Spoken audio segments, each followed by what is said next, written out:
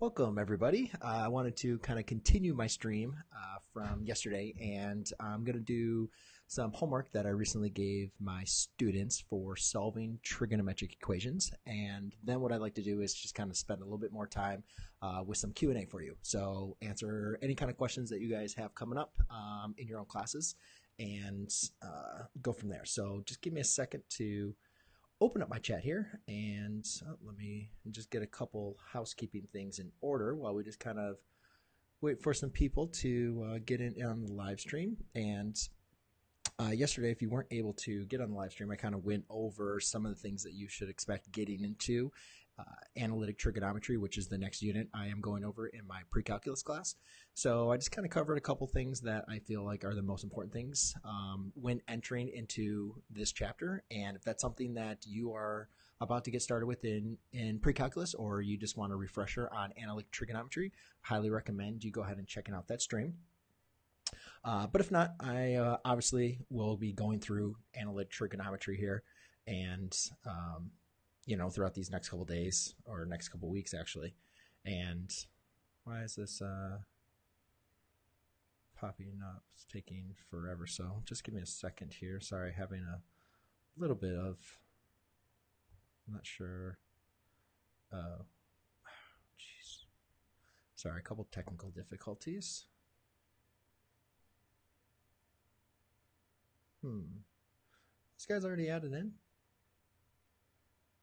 There we go. I was wondering what the heck that was coming from. All right, very good. So let's go and see who has joined here, and I'll get started here with the stream, and again, kind of going over questions.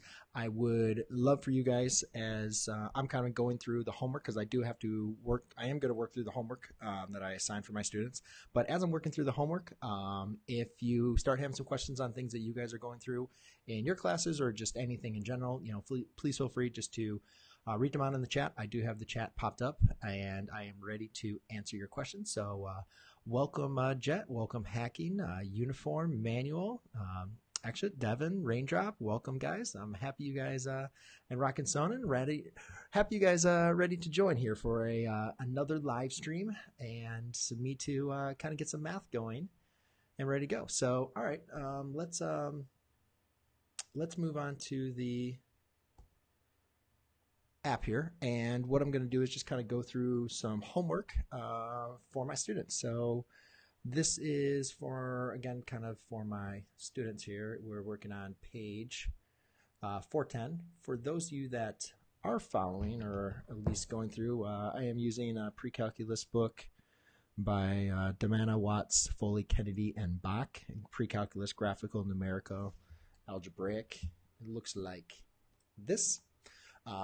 And I don't really use the book too often, but I do assign a couple problems for my students, to do their homework. I don't really use it for much instruction. I just like to kind of pick a couple problems from there to kind of help them out. So the first thing I'm going to do is the kind of quick review, going over question number 6. And I think this is beneficial for a lot of students that are in stream, even if you're in pre-calculus or not. Is just kind of going through some of these things, really kind of algebra 2 topics, really what I'm going to be starting off with, and then I'll get into the trig. So the first one that we had was, I'm going to kind of zoom in here. First problem that we were working on was 4u squared plus 4u,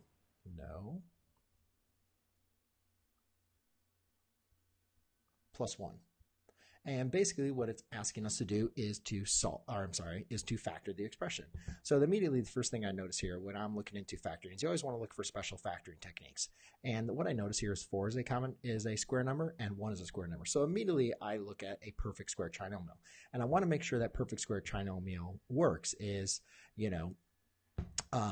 can I use, 2 times 2 to give me the front term and 1 times 1 to give me 1, right? Square root of 4 is 2, square root of 1 is 1. And then the only way to determine if it's a perfect square trinomial or not is to make sure that the middle term adds up to double the square root of the first term times the square root of the second term. And that ends up working here. And you can just kind of test this here. A lot of times you can always, use just kind of guess and check. 2u. Now again, I'm just going to move this here. 2u. And the main thing is to identify when you're dealing with perfect square trinomials is seeing what that middle term is. If the middle term is positive, that means these two have to be positive as well. And if the middle term was negative, that means they both would have to be negative. And let's just kind of double check our work here. 2u times 2u is 4u squared. 1 times 1 is 1. And then we're checking the inner and the outer to make sure that they add up to give me my middle term, which is 2u times 1 is 2u, plus 2u times 1 is 2u. So 2u plus 2u is 4u. So that works out. Usually, we like to write our perfect squares like this rather than factored out. Okay. And then the next one was another factored problem, question number 8. And on question number 8, we have 2v squared minus 5v minus 3. And again, our goal here is to factor. So, we could do the AC method, and I've done a lot of videos on a whole bunch of different stuff. But the main thing is we know if we're going to be factoring a trinomial, we're going to have a product of our two binomials. And we know the first two terms that we're multiplying need to give us 2v squared, I'm sorry. So we'll write this as 2v times v. And then the next thing is we want to figure out what two numbers multiply to give us negative 3. Well, that's pretty easy. It's going to be the factors of negative 3 are negative 3 and 1. And for it to be negative, that means one of them has to be negative. Now, which one should be negative? Well, this is where it kind of comes into, just using some guess and check and really just getting a lot of practice. I understand, I'm already looking at this, and I know that if I put a negative 3 here, then I'm going to do 2v times negative 3, which is going to give me negative 6v. And then therefore, I would have to put a positive 1 here. And if I do 1 times v, that's going to give me 1v. Negative 6v plus 1v is negative 5v, which is my middle term. The first and the last terms multiply to give me my first and last term there. So therefore, that is the factored form. I can kind of confirm that. And again, if you wanted to multiply it out, I don't want to spend too much time on this because it's really a review for my students. But at the end of my live stream, if that's something you want me to do, I'll be more than happy to do that. All right, question number 10 is simplifying rational expressions. This is something that we are going to be getting into in this unit. So it's a good question to kind of review with you as far as what to do, how to add fractions basically.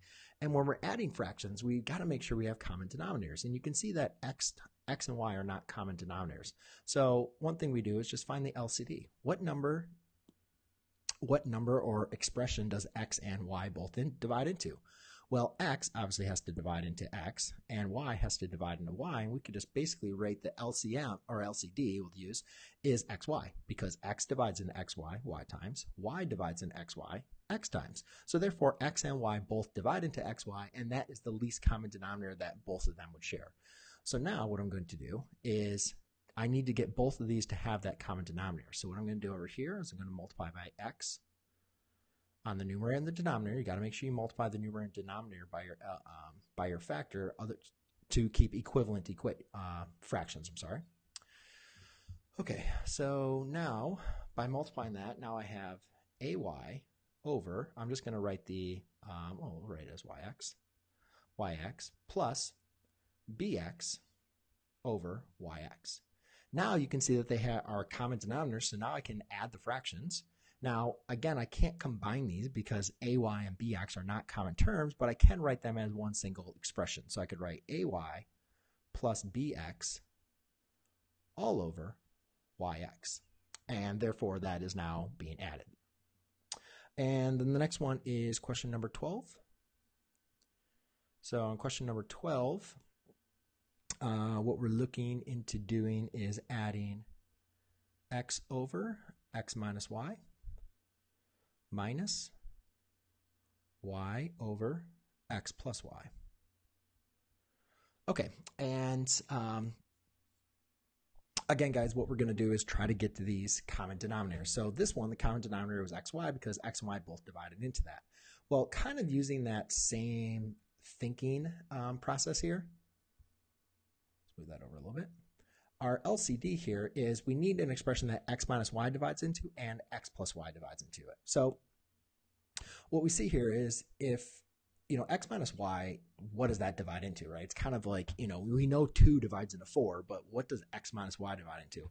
Well, the easiest thing to understand x minus y divides into is just x minus y, right? Obviously we could use long division, synthetic division to find other polynomials it divides into, but the easiest thing to understand is it divides into itself. And then we can use that thinking to apply x plus y.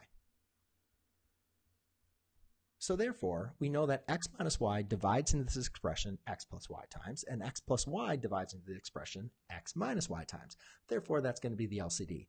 Now again, I'm going to do the same thing I did over here. These are just expressions though instead of terms. So I'm going to multiply this by x minus y, and this times x minus y. Over here, I'm going to multiply by x plus y. And again, the purpose of this is to obtain the common denominator for both the equation, for both of the fractions, because now once they have common denominators, I can combine them. Typically, we don't really do much, or at least I don't expect much from my students as far as simplifying the denominator. We can write this as a difference of two squares. And then the denominators, we can also combine these and kind of see if there's any, like terms that we can combine.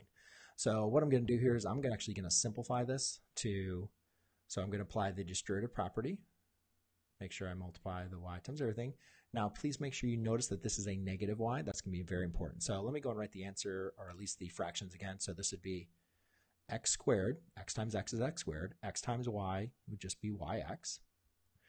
And then minus, I'm going to distribute this negative y. So negative y times x is negative yx. And then negative y times negative y is a positive y squared. And then that's all over my common denominator, which is x plus y times x minus y. Now you can distribute that again as well. You can leave that as it is. I'm going to leave it multiplied out right now, and then for the last line, I will multiply that. So anyways, what can we kind of combine here? Well, we see that plus yx and minus yx, those obviously are going to add to 0, and then we'll just have x plus y squared. So on my numerator, I have x squared plus y squared. All over, now here we can distribute this into x squared minus y squared. And please, please, please do not try to divide these out. These are separated by addition and subtraction, so we cannot use the division property here. That's only when terms are separated by multiplication or division that we can separate them. But since these are separated by addition and subtraction, we cannot further simplify this problem. All right, guys, I just got 2 more problems. Again, if you're kind of joining the stream a little bit late, what I'm going to be doing is just finishing up the homework for my students. And then what I'd like to do is just kind of go back through the chat and answer any kind of questions you guys have. So if you guys have some questions that you'd like me to kind of go over, I am not a genius. I am not a math master, but I will try to do my best to answer questions. I was live last night, and my baby, who was born in December, is still kind of getting used to her nap time. So she was a little bit fussy, and we weren't able to continue the stream as long as I wanted. But hopefully she will cooperate for tonight. So far, I guess she's doing good. My wife hasn't texted me. So we'll kind of go and see on that. But I'd like to kind of answer some questions. So if you have questions, go ahead and add them in the chat, and I will work my way up. Okay, so question number 55 says solve. And again, this is homework for solving trigonometric equations. So basically their homework had to do a little bit of Algebra 2 review. And then after the Algebra 2 review, we're getting into what we actually learned today. And what we actually learned today was talking about solving trigonometric equations.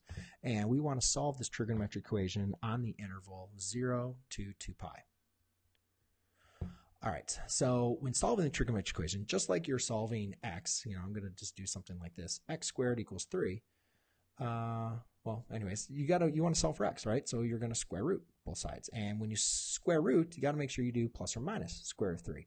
Well, this trigonometric equation is no difference. We want to get rid of the square root. So to get rid of the square, we have to go ahead and take the square root. So I'm just going to do it right here to save myself a little bit of room. And therefore, when we do that, now we get tan of x equals plus or minus the square root of 3. So now what we have to do is kind of understand, well, what x, tangent of what angle equals plus or minus the square root of 3 on the interval 0 to 2 pi. So we go ahead and take a look and say, all right, well, we know the unit circle here, 2, 2, 2. Let's try to see how perfect I can get my circle. Not very good. But where does tangent of an angle equal to the square root of 3? And that angle, at this point, I kind of worked through my unit circle. So last chapter, I kind of break down the unit circle. So if you're a little weak on the unit circle, I apologize. I'm not going to spend too much time talking about the unit circle, where I'm getting these points, because I spent all last chapter doing that. So obviously I have videos for that, and I can help you out after I'm done with the stream. But for my students, they should be fairly familiar, very familiar right now, knowing that, okay, this coordinate point, when I take the y coordinate over the x-coordinate, which is tangent, I am going to simplify that down to square root of 3. Now that angle is pi over 3. So where are all the other angles? Well, they're just going to be the reflections. And all the reflections all have the same reference angle. They all are pi over 3 away from the x-axis. And that's kind of really important when you want to figure out what these angles are, because I understand sometimes, you're like, what's happening? Well, it's basically this point being reflected over the y-axis and then being reflected over the x-axis and then reflecting over the y-axis again. So we know one of the solutions is x equals pi over 3. And then the next solution, again, remember, halfway around the circle is pi. In terms of thirds, that's 3 pi over 3. So if we're pi over 3 short, that means my next answer is 2 pi over 3. If I'm 3 pi over 3 add a pi over 3, that's 4 pi over 3. And then 2 pi is going to be all the way around circles 2 pi or 6 pi over 3. And if I'm pi over 3 short, that means I'm at 5 pi over 3. So that is all the solutions to the equations. And again, sometimes we start talking about analytic trigonometry, we start talking about identities. This is a conditional identity. And when I plug in one of these values, it is an identity that it makes that identity now true. For instance, so now I can write this as, tangent of pi over 3 equals the square root of 3. That's an identity. The left side is equal to the right side. And you could do that with all of these. Just make sure, this would be negative and that one would be negative square root of 3. But those are all identities. And that's kind of the idea that we start getting into this chapter, is talking about identities. What is, equations that are equal to each other on the left and the right. All right, last question, ladies and gentlemen, then I'll kind of get to your questions. So last one was number 56, which was 2 sine squared of x equals 1. Again, we're solving on the interval 0 to 2 pi. Again, I just kind of think of this as like 2x squared equals 1. So you divide by 2, divide by 2. X squared equals 1/2. And then square root, x equals plus or minus square root of 1/2. But ladies and gentlemen, you're never going to see the square root of 1/2, plus or minus the square root of 1/2 look like that. I'll show you what we're going to do. So again, we're going to do the same steps here. I'll actually, I'll use a different color to show my operation. So I'll divide by 2 here. And once I divide by 2, now I have the sine squared of x equals, 1/2. Then I'm going to go ahead and take the square root of both sides. When I take the square root of both sides, the square root undoes the squaring, so then I'm left with sine of x equals, now again, it's really important to include this plus or minus, plus or minus the square root of 1/2. Now, how can we simplify this? All right, well, plus or minus the square root of 1/2 can be rewritten as plus or minus the square root of 1 over the square root of 2. Okay, you can just distribute that square root to the numerator and the denominator. Then, well, the square root of 1 is just 1. So I can do plus or minus 1 over the square root of 2. And that's perfectly correct. I mean, all these answers are true, but the problem is this doesn't really, none of these really help us out, because if we're looking for sine, we're looking for that y coordinate, right? That's on the unit circle. And we're not familiar with 1 over the square root of y as a point on the unit circle. So if we rationalize the denominator, then we get plus or minus the square root of 2 over square root of 2 times square root of 2 is square root of 4, which is 2. Oh, I'm a lot more familiar with the square root of 2 over 2. I know that is pi over 4. So I'm going to use green over here and just kind of overdo this. So that point is square root of 2 over 2 comma square root of 2 over 2, right? Now that reference angle is pi over 4. So if I want to find where all these other ones are, I'm just going to again do the same thing with a reference angle of pi over 4. So let's kind of look at it. We have pi over 4. Halfway around a circle is 4 pi over 4. So if I'm short pi over 4, I'm at 3 pi over 4. If I add a pi over 4, I'm at 5 pi over 4. All the way around the circle is 2 pi, or in terms of force is 8 pi over 4. Do you see how these are both equal to 2 pi? And then if I'm just pi over 4 short here, I'm at 7 pi over 4. So let's see if I can remember all those solutions. X is equal to pi over 4, 3 pi over 4, 5 pi over 4, and 7 pi over 4. Now, you can write your solutions like this. Sometimes, though, we also use a solution set. That's a bad little bracket there. But there you go, ladies and gentlemen. That is at least a kind of an introduction for solving trigonometric equations. Now what I'd like to do is just kind of open up another sheet and answer any questions that you guys may have. So let me just kind of look through the chat, kind of see who is what the, there we go. All right. I am Brian.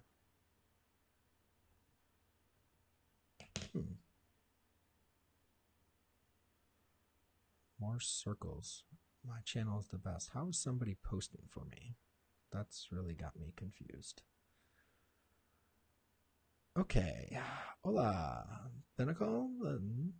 Let's see who else. Black Susan, can you help me do systems of substitution? Black Wilson, I can absolutely do substitution. Let me go ahead and write that in there. So I'll be happy to do a problem of substitution. Let me know if you just want an example or if you have some equations or a system that you want me to do. I'll be more than happy to kind of add that. Rockin' Ronan says, you are the coolest math teacher. I watch your videos for fun and it's helped me through pre-calculus and currently AP Calc. Well, also, Ronan, I'm really happy to help you out. This is, I really enjoy teaching pre-calculus, and this year I'm teaching AP Calculus, and it's really fun and enjoyable, and I really am happy that I've been able to help you as much as I have to kind of get through your math, because I know that being a student like myself, struggling with math, it was I wish I could have something where somebody I could rely on, and I want to be that teacher for many of you guys that you can rely on to help you out with your math, no matter what your courses you're taking. Hey Ryan, I'm so glad I was here yesterday about the trig following. When will you be doing Q&A? I am open and ready to do Q&A, Ryan. So if you have one of those questions, make sure you add it in there, and I'll try to do my best to get to it. Hey Zachary, it's like my whole life in one live stream. Justin, hey, how are you? Hi Sarah, Alex. I don't know why I am getting my channel is the best. That is not me posting, so I'm kind of confused. Either somebody's hacked my system. More circles. Yes, I am. What the heck? Okay, so let's go and see. Ryan, it says, solve the domain 2 secant squared of x plus tangent of squared of x minus 3 equals 0. Oh, no, you're asking multiple questions. Okay, all right, Ryan. Well, let's do a couple at a time. Trig solving. I can tell you one thing, Ryan. Whenever you're looking at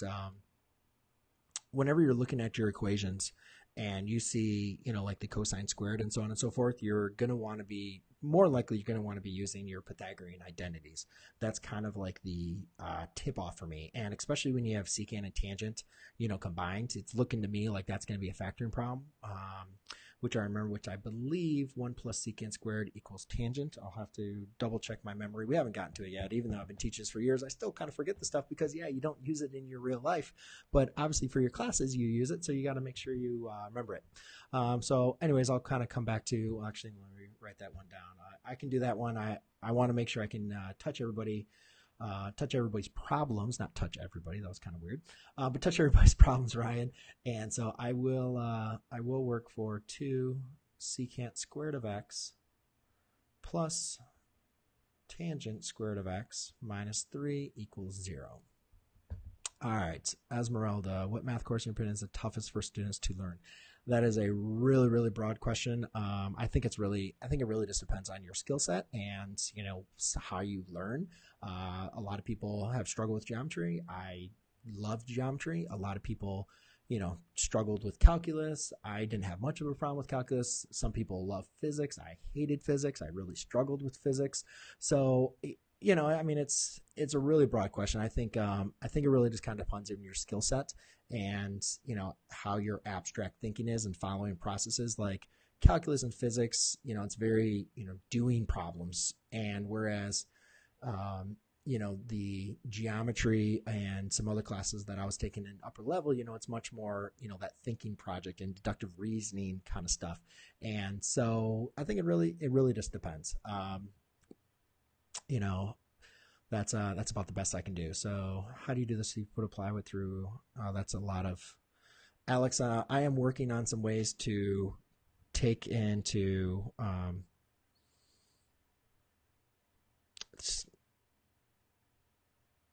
opening big enough to use a 45-45 net sets a square.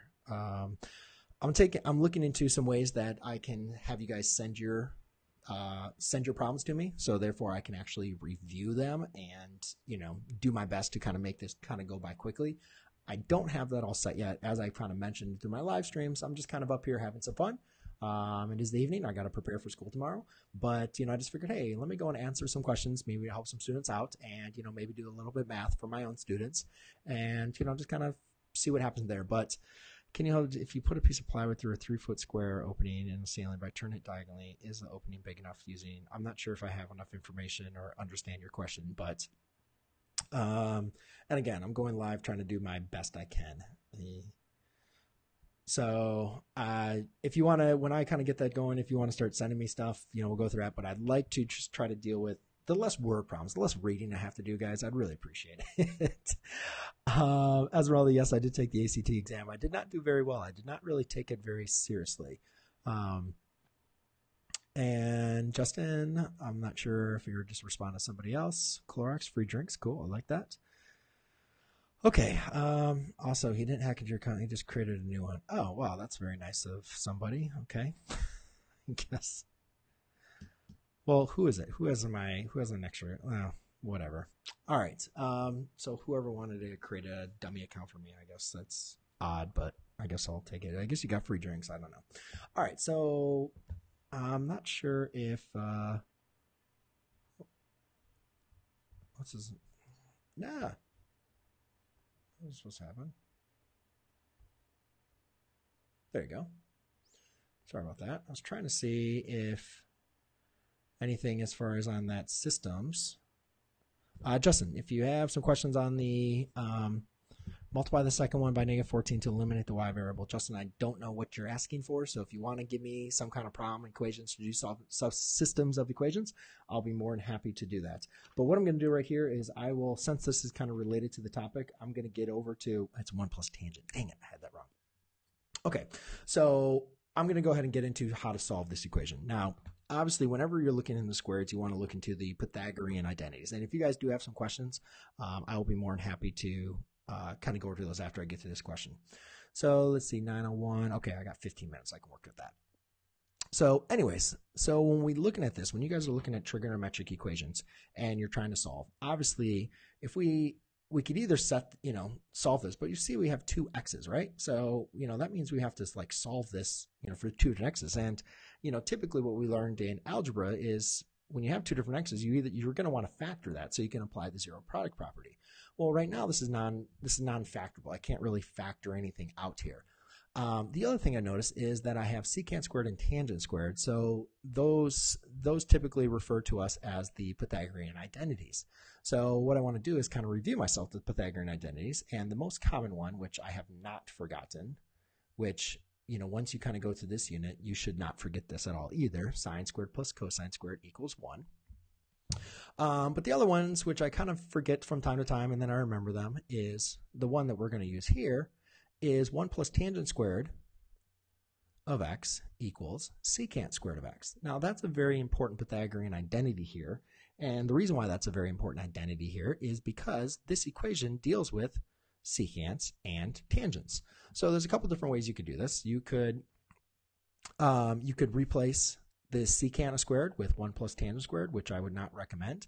Or we could just subtract 1 on both sides and have tangent squared of x equals secant squared of x minus 1. And therefore replace tangent squared of x with secant squared minus 1. And the reason why I would do that is just because this tangent is not being multiplied by any term, where this, if I was to replace the secant with 1 plus tangent, then I have to apply the distributive property, and that means I have to do more math and more possibilities for me to make mistakes. So I don't want to do that. So what I'm going to do is I'm going to rewrite this. Now I'm going to replace tangent squared with secant squared minus 1. So I'm just going to use parentheses. I don't want to use green yet, or blue yet. I'm going to use parentheses to represent that I am actually substituting. I am replacing tangent squared of x with secant squared of x minus 1. And then minus 3 equals 0. Okay, so now all I got to do is, now you can see that I have this equation with secant squared, minus 1, minus 3. That is just going to be minus 4. So therefore, now my equation can be rewritten as 2 secant squared of x plus secant squared of x minus 4 equals 0. Now that's kind of similar. Forgot my c here. That's similar to 2x squared plus x minus 4 equals 0. And I'm either making a mistake or I'm not seeing that that is factorable. 1 plus tangent squared, subtract that. Oh, I mean less than negative 1. Okay, I'll go ahead and talk about this. Let me see. What the heck? This is not working out. 2, 2. That's not going to 2 and 1. I don't know. Let's go ahead and play some factoring. So, oops. So if I want to factor this, I have 2x. And therefore, this would actually just be x. I'm sorry. Okay. And therefore, the factors to give me 4 would have to be either 4 and 1 or 2 and 2, but I'm not seeing there's going to be a difference of the x. So let's see, why am I making a mistake here? So this is great for a live stream. I'm getting stuck. Do you sure you have the equation right? Because usually these are very easily factorable.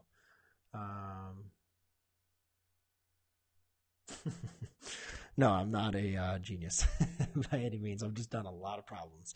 But I am not getting to this. All right, I'm going to close this. I'm going to come back to that. Could you check that problem just to make sure that you have that, you provided that to me correctly? And then if somebody sees where I made a mistake or something on this, please go ahead and let me know. But I'll come back, verify. Justin, okay, you have a verifying question. We'll go ahead and take a look at that. I can do that one. I'll do that one in there.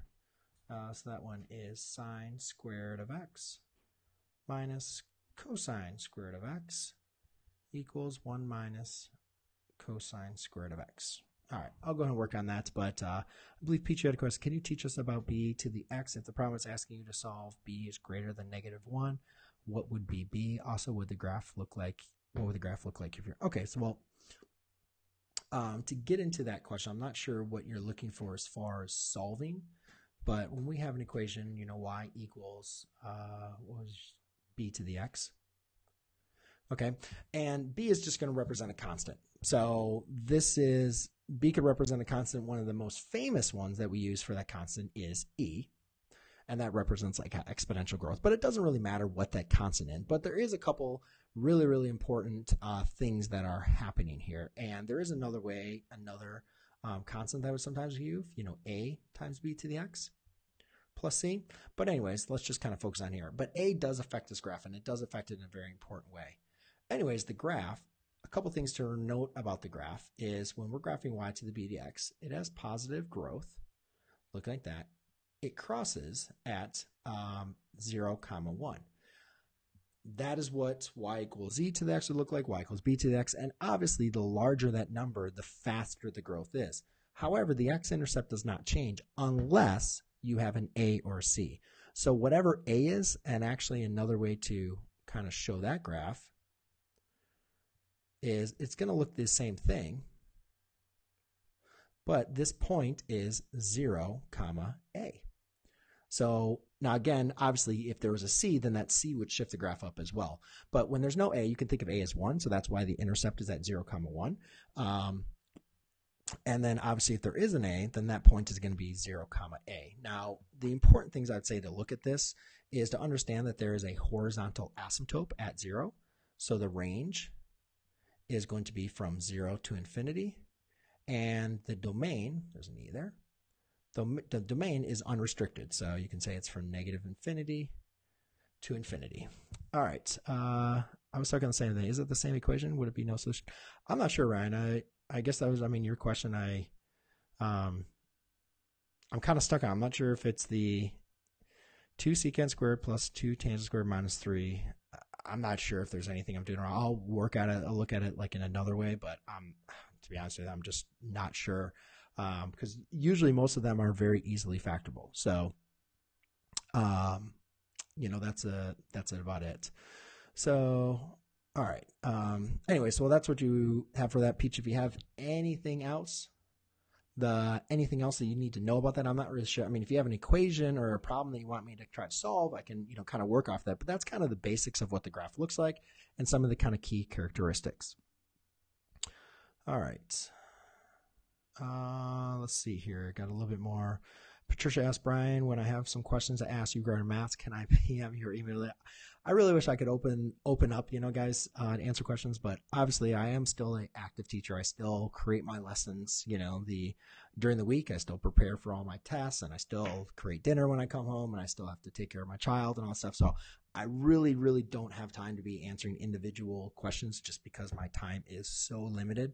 But I do want to try to do these live streams as much as possible. And a couple things I want to start doing with these live streams is, having some of them actually in Facebook groups rather than YouTube.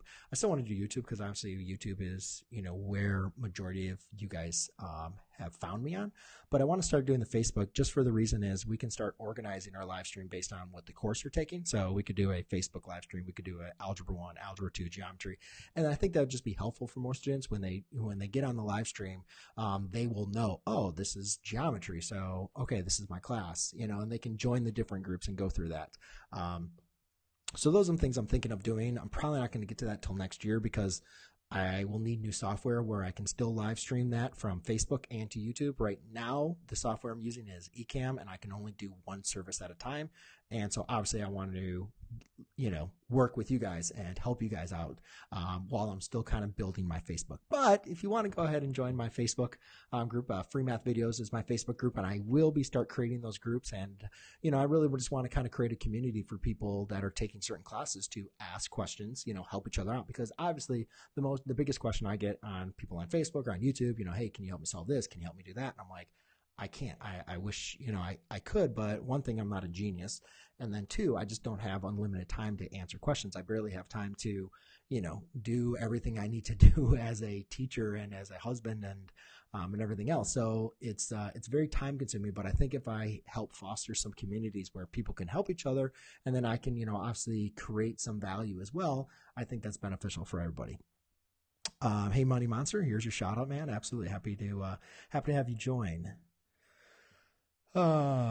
Yes, Jonathan, I think it is a really, really cool thing that you guys have. All right, Connor, you got an elimination problem. So I'm going to go ahead and work on that because we had some elimination to go. So if we want to do elimination,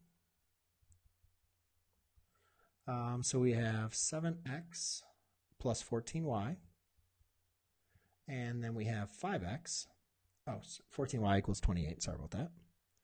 And then 5x plus 10y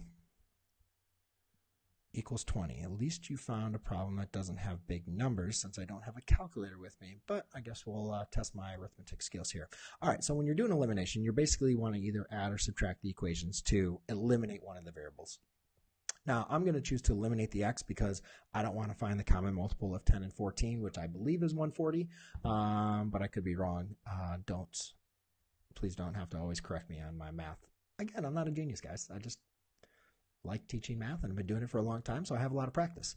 But anyway, so if we want to eliminate this, we need to find the least common multiple of 7 and 5. What is the smallest number that 7 and 5 both divide into? Kind of like the fractions problem that we started up. And immediately I know that 35. I know that 7 divides into 35 5 times, and 5 divides into 35 7 times. So it doesn't always have to be the product of these two, but a lot of times the common multiple is the product of those two, but it's not always. So, sometimes check it, because sometimes one of the numbers is the common multiples, or sometimes it's another, smaller number. But in this case, it is the product of these two. So therefore, what I'm going to do is I'm going to multiply each of these equations by a multiplier to obtain common coefficients. So now when I apply distributive property here, what I get is I now obtain 35x plus 14 times y. So 5 times 10 is 50. 5 times 4 is 20. 50 plus 20 is 70y equals 5 times 28. 5 times 20 is 100. 5 times 8 is 40. So that'd be 140. And then, therefore, over here, I have 35x. 5 times 7 is 70y. Uh-oh, this looks like the same thing. And 7 times 40 is 140. Now, you can either add or subtract. And obviously, we want to get rid of the variable, so we're going to head and subtract. But what we notice already is all of these are exactly the same, right? This ends up giving me 0, 0, right, equals 0. So 0 is equal to 0. So what that happens is when you have your system is always true, right? It's 0 is equal to 0, so it's always going to be true. What you have is you have the exact same line. So we would say this is infinite many solutions. It is consistent and it's infinite many. It's basically the exact same line. If you were to graph these two lines, you would have the exact same line. All right. So let's kind of go back over here. Do you hear about the supermoon happening early tomorrow morning? Yes. I mean, it's scroll down. Yes, the supermoon is going to be happening on my birthday. Tangent squared equals, hope this helps. Hey, thinkable. Michael, that's why I know you're here. So tangent squared plus tangent minus 3 reduces to tangent squared equals 1/3. Oh, thank you, dude. God, let's go back to that problem. I was trying to like factor it, and why don't you just add them up together? Seriously, man, thank you so much. So you could also do it this way. Why don't you just add, like if you look at this, again, don't try to overcomplicate things. Thank you, man. Thank you so much. Anyways, live stream, I'm not going to make any excuses, guys. Again, I'm just going through this late night. But again, these are common terms, guys. So yes, he did it with tangent, which is awesome. You could also do it with secant, just the way that I did it. You combine these two terms, so therefore that gives you 3 secant squared of x. Add the 4 to the side, equals 4. Divide by 3. Divide by 3. And let's see here. I'll put this work over here. So therefore you have secant squared of x equals 4/3. Take the square root, take the square root. Again, you're going to want to use plus or minus. So therefore I have secant squared of x equals 2 radical 3. Now, before I go ahead and switch this, I can rewrite this as cosine squared of x equals square root of 3/2 because they're reciprocals of each other. I'm sorry, I already square rooted that. Oops. So when I take the square root, do not forget the plus or minus. Oh, jeez. Do not forget the plus or minus, please. So therefore, that's going to be plus or minus, plus or minus, plus or minus. So I don't need the square roots anymore. I squared them, right? So that's good. So therefore, we're looking for cosine of x equals plus or minus square root of 3/2. If you look at cosine, that's going to be pi over 6. So I'm just going to go through the solutions. I'm not going to explain it. So the solution set is going to be pi over 6, 5 pi over 6, 7 pi over 6, and 11 pi over 6. I'm still a little rusty on the solving equations. It's been a year since last time I went through them.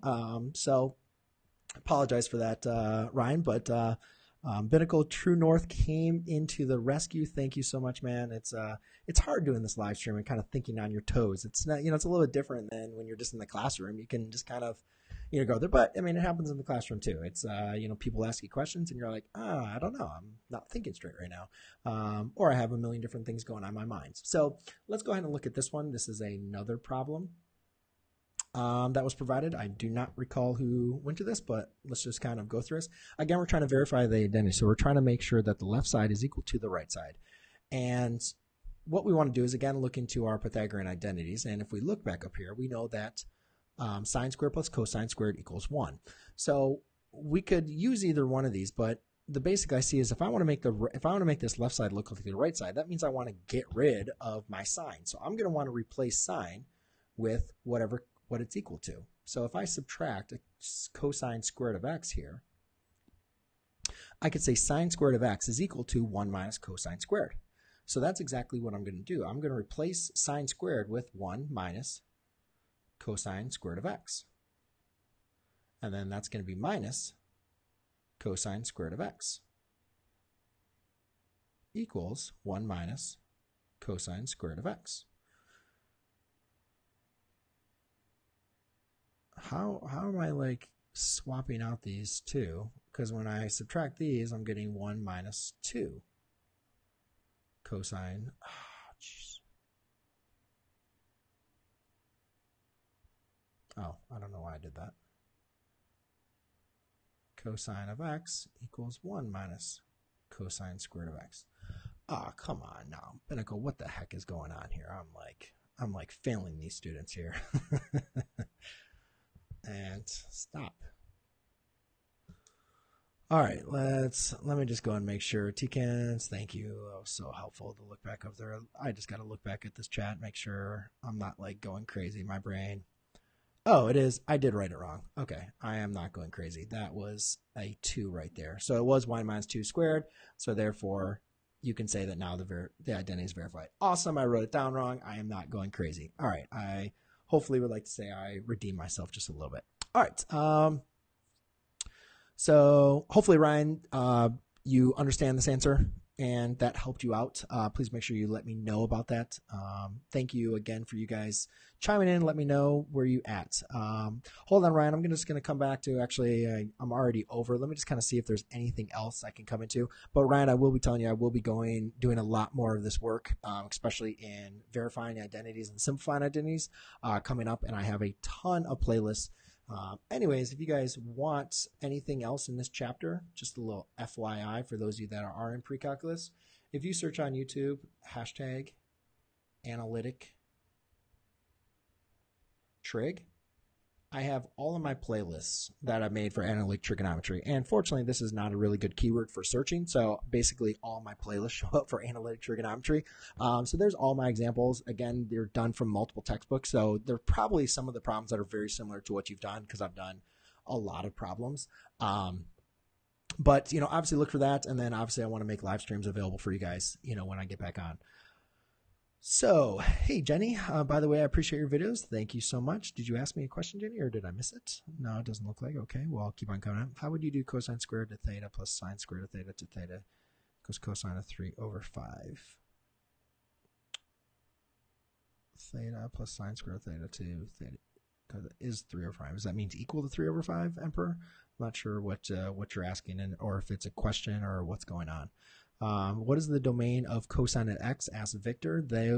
Those graphs, if you look at them, the best way I would say is look at the graph on Desmos, desmos.com. And what you'll see, Victor, is that the domain is all real numbers. They are unconstrained. Peach, I'm sorry about that. Your science test. All right. Let's see. Any other questions? Uh-oh. How to graph? I'm a bit confused. H of x.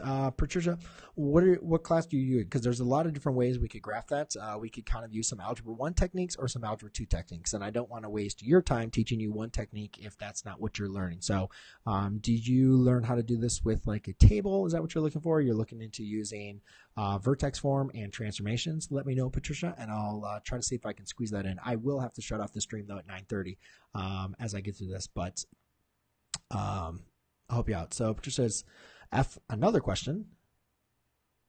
Oh, sorry. But thank you, Ryan. Hopefully I scrolled that back up. All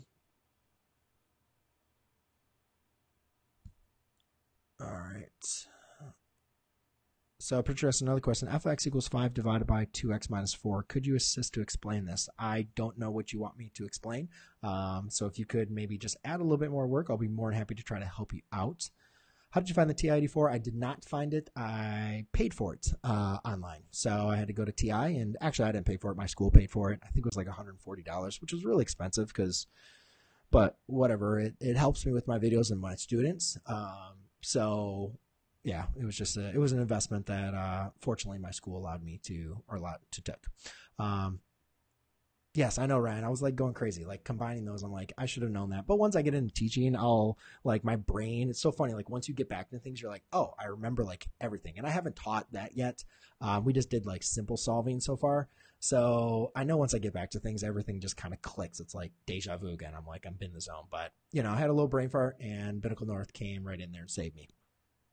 The notepad, I am using a Wacom tablet, Ivan.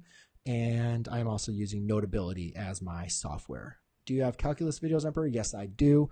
Just go ahead and search my playlist, search calculus, and if you look under playlist, I have everything organized in a playlist. I taught calculus last year, and then I'm teaching it obviously concurrently this year. We are just getting into integration right now, so there will be integration videos coming up. And I've taught pre-calculus for so many years. I've made so many videos. I'm primarily focusing on uploading calculus videos this year, but I am still uploading some of my pre-calculus videos. But if you look at my playlist for my pre-calculus units, I mean, you'll see every playlist has multiple videos from me over the years.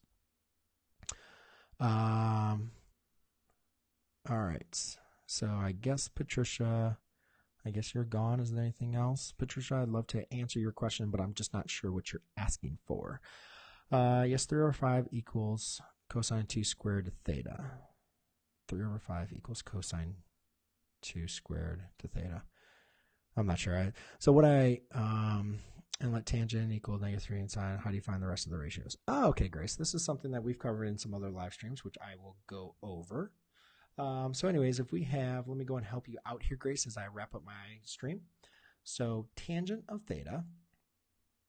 Patricia, you're back. All right, I'll go and answer your question before I get off the stream. I promise. So I have 12 over 5, and then sine of theta is greater than 0. All right, so the first thing we want to do is look at our constraints. And our constraint is telling us sine is greater than 0, or sine of theta. So our theta, if we have sine of theta is greater than 0, that means if our sine is positive, that means it has to be in the first two quadrants. Because obviously, if you have like a point down here and here, then the y-coordinate is negative. And on the unit circle, sine represents the y-coordinate. So sine would be negative down here. So therefore, tangent has to be negative 12 over 5. Now remember, it has to be in the first and second quadrant. Now, if we're creating our triangles, we can create these two triangles as reference angles, or central angles, you could say, at the origin. So if we're using tangent is negative 12 over 5, so we could say opposite. Wait a minute. Tangent is greater than 0. Tangent is, oh, okay. Yeah, we don't know where the negative is. I was writing that. I wrote that in there. You don't want to assume anything with that. So let's kind of do this. Erase that. Because obviously that can't be negative. So this would have to be a positive, and this would be your -5. And then in this case, well, it doesn't make sense for opposite or adjacent anyone to be negative because it's the first quadrant. That's positive and that's positive. So therefore, this triangle does not work. It fits the constraint, but it doesn't work with our equation. And then I could use my Pythagorean, oops, I'm covering up my work, sorry. Here I can use the Pythagorean theorem, or I could just understand that this is a Pythagorean triple, and then say that's going to be 13. So now you have the three sides of the triangle. Now you can evaluate the 6 trigonometric functions. I'm not going to go through all of that, but hopefully if you just look at, what are the ratios of the 6 trigonometric functions based on a triangle, that is the triangle that you're going to use. Hopefully that helped you out, Grace. All right, so Prisha, so f of x equals 5 divided by 2x minus 4. Find the domain and range of the following functions and briefly explain. I hope you can help us out. All right, I'll try to do my best to explain for you. Can I ask you algebra 2 questions? Please do. App, I'll be happy to answer you out. All right. So domain is fairly simple here, Patricia. Range is a little bit, I'm not sure in the realm because I just don't know what your background or what class you're taking, but I will try to answer it the best, at least way I kind of coming through this. All right, or at least what we've covered in my class. So if you want to find the domain, what we're looking for is we're looking for restrictions on the domain. And we see that this is a rational function. We know that the domain is restricted when you're dividing by 0. So basically, I want to find what values then make the denominator equal to 0. So I'm going to set 2x minus 4 equal to 0. And I want to find what values of x make this equal to 0, because if this value is equal to 0, those values are not in the denominator. So what I'll do is add 4 to both sides, and let's just go ahead and solve it. Add 4 to both sides, divide by 2. X equals 2. So what that means is whenever x equals 2, and let's test this, 2 times 2 is 4, 4 minus 4 is 0. So when x is equal to 2, the denominator is equal to 0. That means 2 is not in the domain. So if we were to kind of look at this as like a number line, of all the numbers that are in the domain, the only number that's not in the domain is 2. So you could say like a nice little open circle. So everything to the left of 2, everything to the right of 2, just not 2. So how do we write that in domain notation? Well, we can say that this is going to go all the way to -infinity to 2. 2 is not included. And then it starts again at 2, going to positive infinity. And then you usually like to use a grouping symbol. You don't have to use the union, but a lot of times we like to do that. As far as finding the range, you could find the inverse and then find the domain of the inverse, which is the range of the original function. Or if you've talked about horizontal asymptotes, you can look at the horizontal asymptotes graph. So if you don't have a variable, you could always think of that as as x to the 0 power. And what we do is we compare the powers of the numerator and the denominator, or the degrees, I'm sorry. You compare the degrees, the highest power in each of there. And whenever the degree in the denominator is larger than the degree in the numerator, that means you have a horizontal asymptote at y equals 0. Okay, so that means that my function is only going to be undefined, for my range is only going to be undefined at 0. It's going to be true for all values below 0 and all values above 0. And again, you can verify this by finding the inverse or the domain of the inverse if you wanted to. But I just don't think that's really reasonable. Once we kind of have this horizontal asymptote test, or we understand asymptotes, we can just kind of use that, because that's going to be the only values that's going to be undefined for the range. So therefore, this would be negative infinity to 0, union 0 to infinity. All right, so let's kind of see what else we have. Okay, I got to get this. All right, after you got your question, square root of 18 over 8. Say what? So that's square root of 18 plus 8. I'm not sure if I'm getting your notation correct. See, this is the problem. Does that mean flipped up? So that's kind of being the problem that we have here, is when all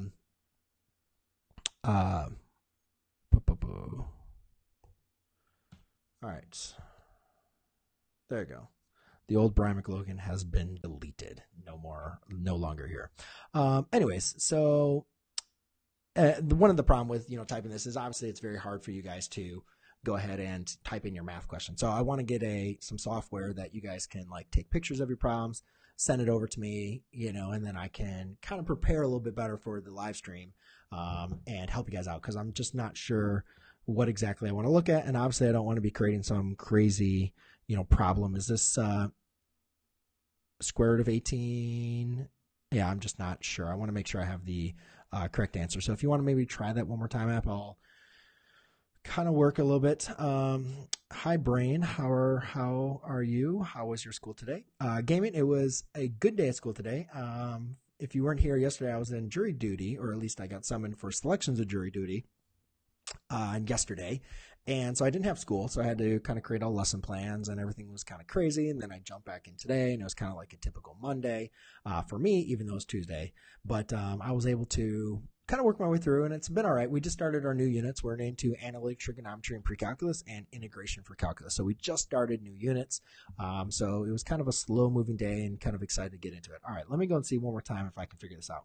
Square root of 18 plus 8 times the square root of 2. Okay, I think I understand that, and let me write it on there, App, and have you confirm what I am doing. So square root of 18 plus 8. You're very welcome, Patricia. Happy to help you out. Gaming, I will get to that question. Oh, God, Brianna. Oh, man, I know there's questions are going to keep on coming. All right, ladies and gentlemen, I am going to have to end questions here. Any questions?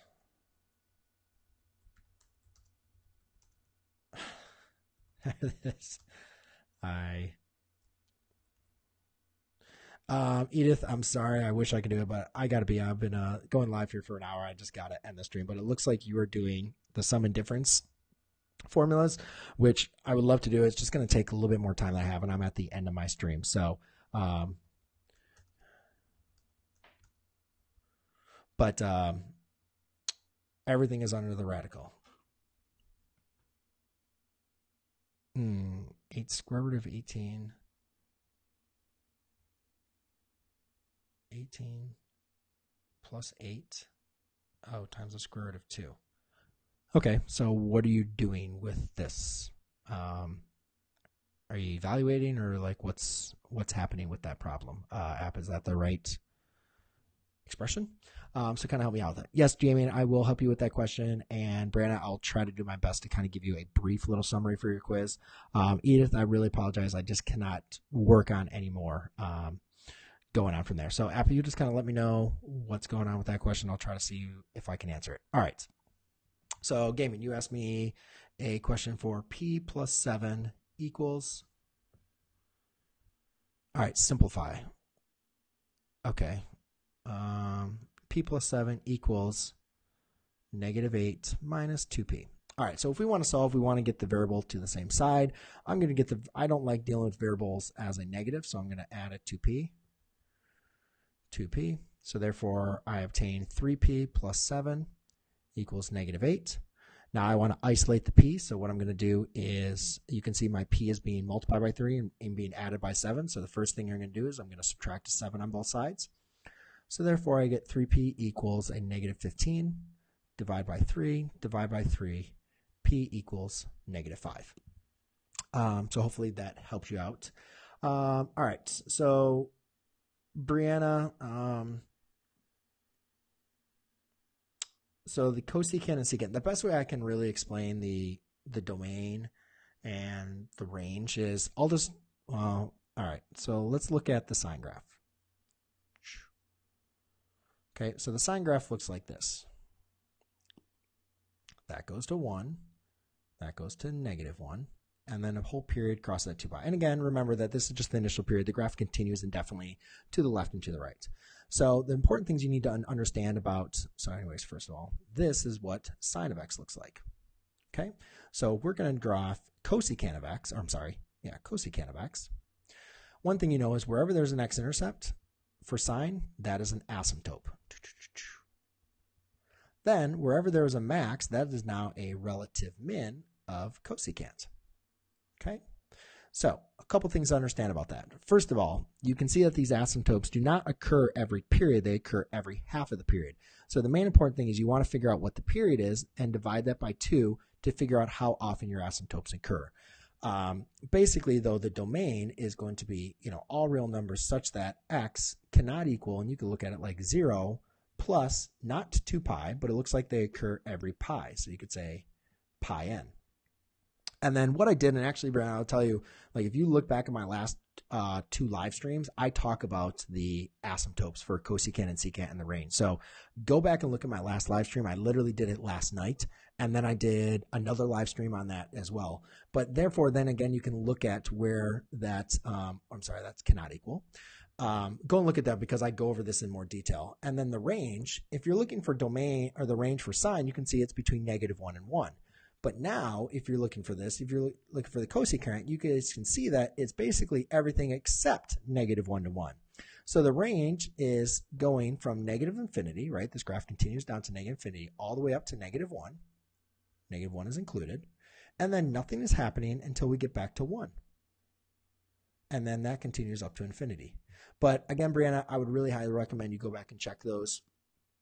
Check those out. Check those previous streams, and you'll be able to see exactly what I'm talking about. Hey, Bibo, I'm sorry I have to end this stream. Literal, I'm so sorry, guys. I got a 3x squared elimination method. I did do one, Laura, if you want to review this back as far as the elimination method. I'm sorry, guys. I hate going live and then saying I have to end the stream for you guys. I know a lot of you, but I will plan on being live with you guys. I do want to start to do this at least every Monday and hopefully Tuesday, around this 8:30, 9:30 time frame. So if you guys just make sure you subscribe, hit the bell notification, you'll know when I go live. And because obviously with my home life and everything else, I might not be able to go live exactly at 8:30, but I will do my best. To tell you the truth, it's been a while since I went through this Algebra 2 stuff. So I'm just trying to think. I'm just trying to remember what I would want to do as far as simplifying this. And I'm really just drawing a blank. And I'm sorry, I don't know if it's I've been doing math for the last hour that I'm trying to think what would I want to do to simplify this. And just don't really recall, and now I'm getting the text. Okay, well, all right, guys, I'm sorry. What I would just recommend is go to Mathway, but mathway.com, that is my go-to if I need an answer or looking at something. They do charge for steps, but you guys don't need to pay for that. But I apologize. I don't know, my brain hurts now, so I got to go to bed because I gotta not go to bed. I gotta go and prepare for next week's class. But anyways, guys, thanks for joining the stream. I really do appreciate you guys. Hanging out with me in the evening and going through some math. I hope some of you learned some stuff, and hope I can continue helping you guys out with your math. Please make sure you guys subscribe if you haven't. Check that bell, and I will so you know next time I'm going live. But I am going to have to sign off for the night. So you guys take care, all right?